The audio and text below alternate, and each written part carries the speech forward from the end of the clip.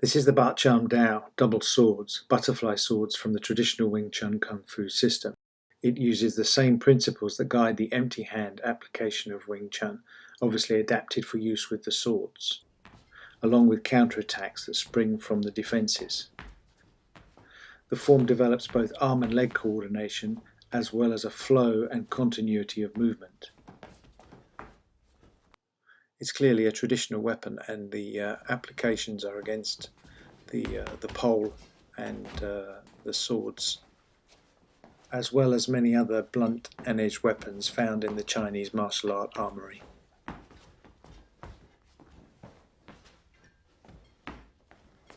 This is double arm Chi Sao. This is where you develop your contact reflexes so that you can find openings in your opponent's defense, cross up their arms, pin their elbow and fight on the blind side,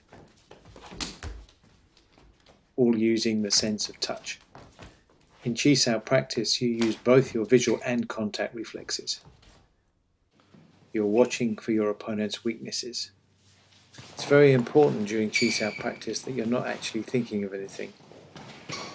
You have to keep an open and still mind, so you can monitor what your opponent is doing through your senses.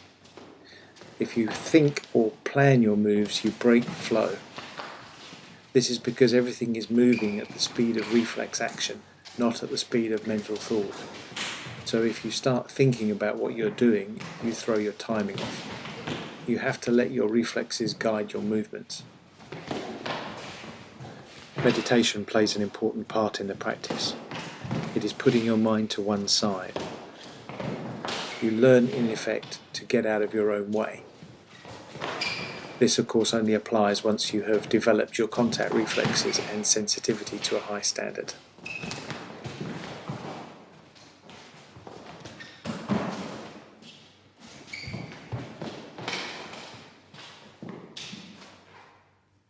Okay, we're dealing with the Mok Jung now, the wooden dummy. All the movements are built into sets. We've been working on the fourth set.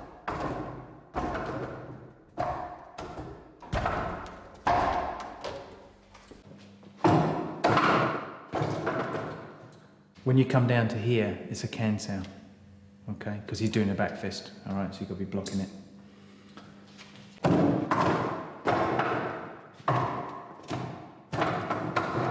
It was okay. Just remember this is a Jut Sao. Going down with the Jut Sao.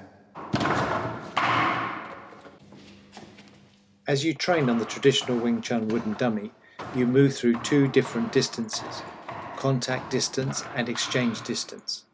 Whilst you are working on the dummy, you are enhancing your footwork and mobility. You're improving the coordination of using two arms at the same time for simultaneous attack and defense. And as you move from one side of the dummy to the other side of the dummy, you are training the correct angle to deflect an opponent's incoming force, as well as the strategy of moving to and fighting on your opponent's blind side.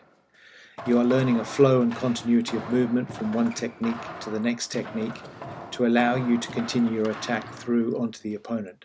And perhaps more obviously, you are developing a toughness in your arms and getting your striking power out from your elbow.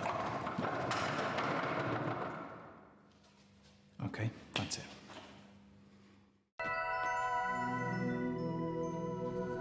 You see here a demonstration of the Bart Jarm Dao 8/sword form. It contains all the two-arm coordination necessary to use two weapons at the same time. Each defensive movement also contains an instantaneous counterattack, making this method structurally faster than other sword fighting systems. The purpose of the form itself is merely to contain the coordinated movements of the system, enabling the method to be passed from one generation to the next generation of Kung Fu masters. Seen here are applications of the butterfly sword form against the pole. Note the disarming slash to the elbow on the way in.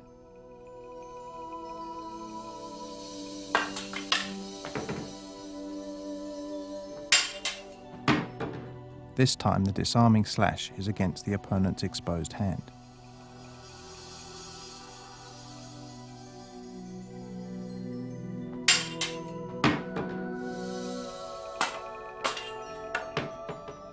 Again, note the disarming slash to the hand and the slash to the stomach on the way in.